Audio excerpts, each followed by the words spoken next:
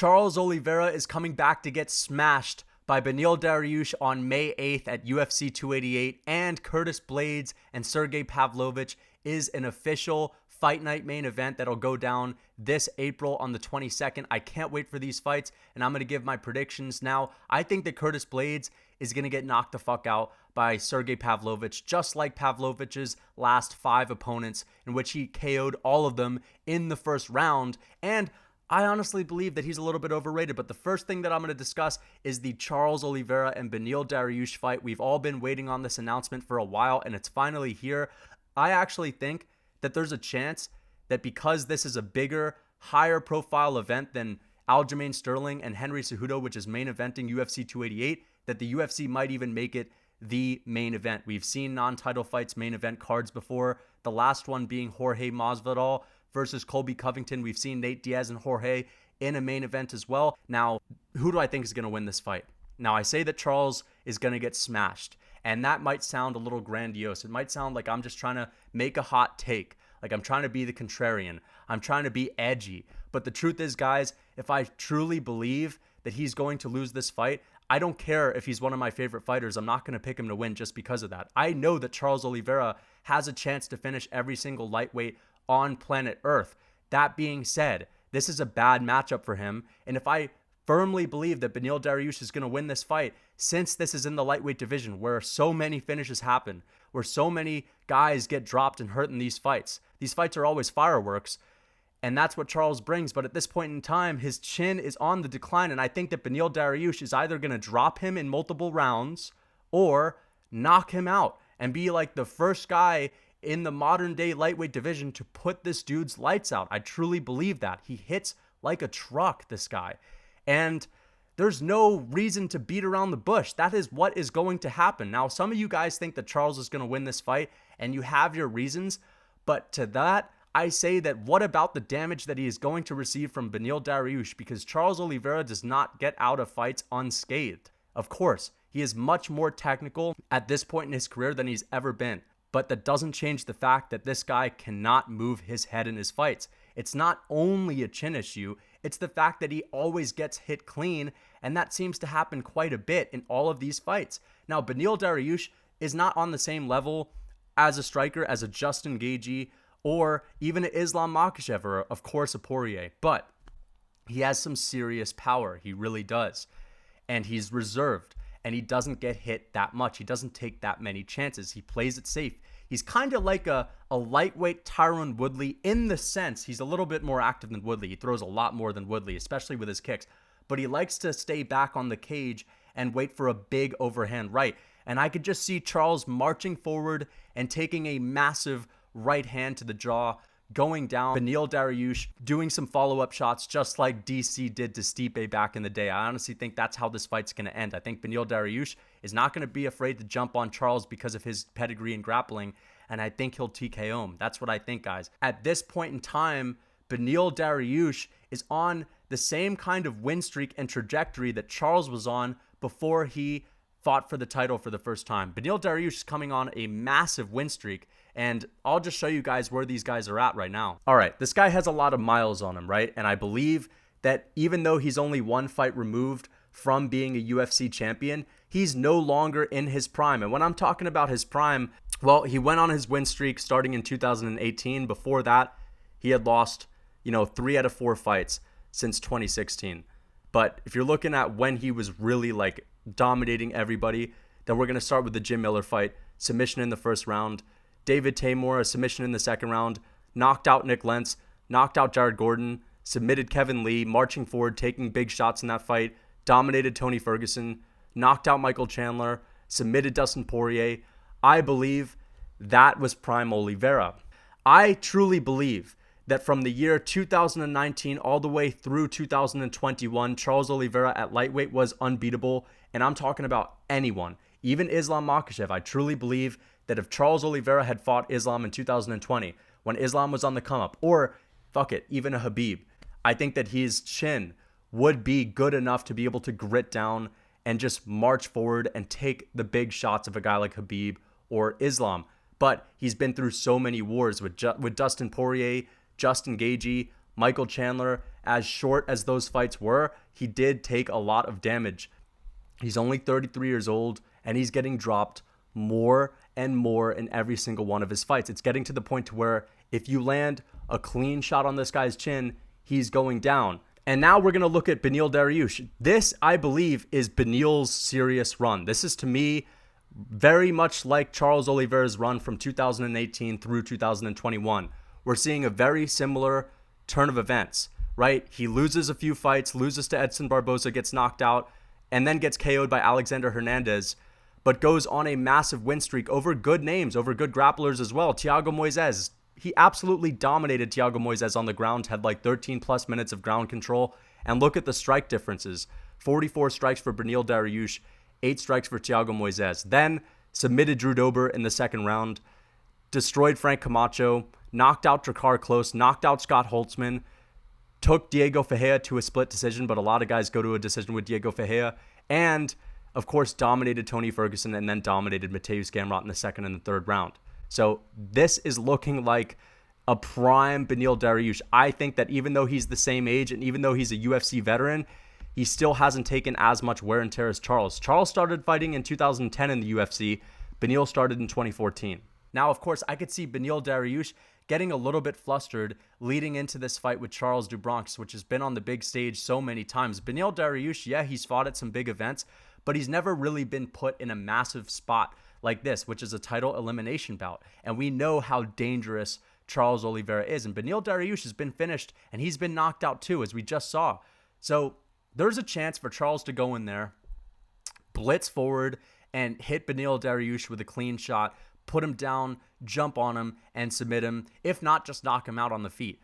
I just think that it's more likely that Charles is going to go in there, and even if he plays it a little bit safe, which he hasn't been as successful with throughout his career, the thing that made him a champion was going forward with reckless abandon and just outgritting his opponents with really good Muay Thai skills. He checks a lot of kicks. In order to get an edge on Beneil Dariush, he's going to have to clinch with him. He's going to have to land knees. He's going to have to land elbows. He's going to have to make it dirty. He's going to have to fluster a Beneil Dariush.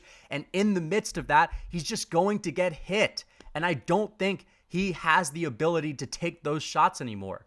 And if Charles plays it more reserved and he plays on the outside, well, we just saw that with him and Islam Makhachev, and he had absolutely no success whatsoever. And the thing is, he looked fantastic on the ground against Islam. And I truly believe that Charles, when it gets to the mat, is going to be superior to Beneil Dariush. I don't know by what kind of margin, but he definitely is better with his jiu-jitsu than Beneil Dariush, no matter how good Beneil is.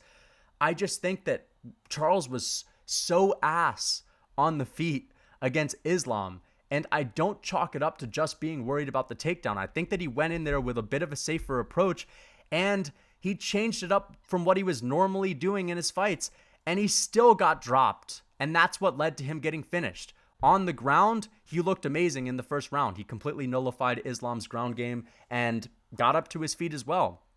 And I think that if these guys are going to be grappling, let's say the fight goes to the ground without anyone rocking each other and someone gets a takedown, I think it'll be sort of like a stalemate, but I would definitely give Charles the edge in having a chance to submit Beneil. I just think that if this fight goes to the ground, it's going to be because one of these guys is dropping the other. I don't see Charles shooting for any takedowns, and even if Beneil does take Charles down, he's not going to have much success there, and he does put himself at a great risk. I think he likes his chances on the feet, and if Charles plays it more reserved, he's not used to having so much success with that game plan, and you can't just reinvent the wheel at this point in your career. So yeah, man, I think he's going to catch one to the chin, and I think he's going to go down, man. I'm going to go with Beneil Dariush, and I actually don't mind a decision, but I'm leaning towards a TKO because, again, I could see Beneil dropping Charles in multiple rounds and stealing the fight that way. If Charles wins, I will celebrate, and I'll cry a tear of joy because that'll be the next fight in line to face Islam Makhachev. And moving on to the next one, Sergei Pavlovich and Curtis Blaydes. As I mentioned earlier on in this video, Sergei Pavlovich has knocked out 3 of his last 5 opponents within the first minute of his fights. And out of those 5 guys, all of them have been KO'd in the first round. This is some Francis Ngannou level of power that we're talking about from Sergei Pavlovich. Now, Normally, we're not talking about a guy who has the most freakish reach in the UFC. Now, he doesn't have the longest reach, but he's off by 1 inch, and he has the longest ape index. He's 6'3" with an 83.5-inch reach. That is absolutely crazy. It's almost unheard of. It actually might be 84 inches, which is even crazier, right? And Curtis Blaydes has taken on many heavy hitters in his career, and he just happens to get KO'd every single time he takes on someone with this kind of power. Because, again, I think he becomes a little bit worried about shooting in for takedowns when he knows that the uppercuts are there. And we're talking about the heavyweight division. This guy is not shooting as quickly as you would see an Islam or a Khabib shoot.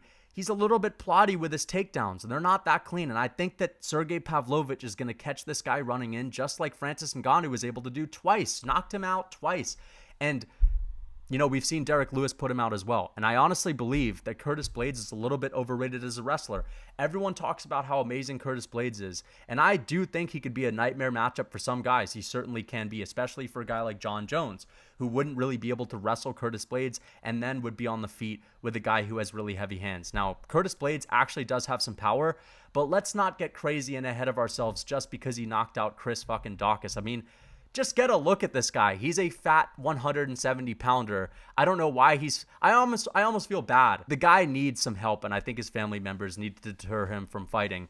I think he gets knocked out by any capable heavyweight that there is on this planet Earth because he's, as I said, a fat welterweight. So I don't really put too much stock into Curtis Blaydes getting that knockout. He does have some power on the feet, and even though he had a bit of a fluky win over Tom Aspinall, he was swinging them hands, man. He looked really powerful and fast in that fight. And from what it was looking like, even though Tom Aspinall wasn't really getting hit clean, I almost thought that he was about to get knocked out in that one. And that was a short fight. It didn't really last that long.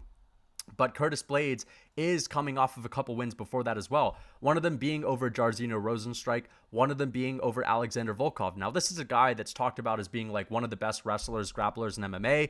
I just don't see it. I know that he's been able to land so many takedowns throughout his career as a heavyweight, but we're also talking about the heavyweight division. Like, there aren't many grapplers in heavyweight MMA. They're sparse. And I think that Curtis Blaydes barely being able to land any damage on the ground against Alexander Volkov, and the same thing against Jairzinho Rozenstruik, is just not in any way impressive to me. And although Volkov is good on the feet, although Rozenstruik has some power, it's not the same thing as Sergei Pavlovich. Like, Jairzinho Rozenstruik has not knocked out 5 guys in the first round in a row before.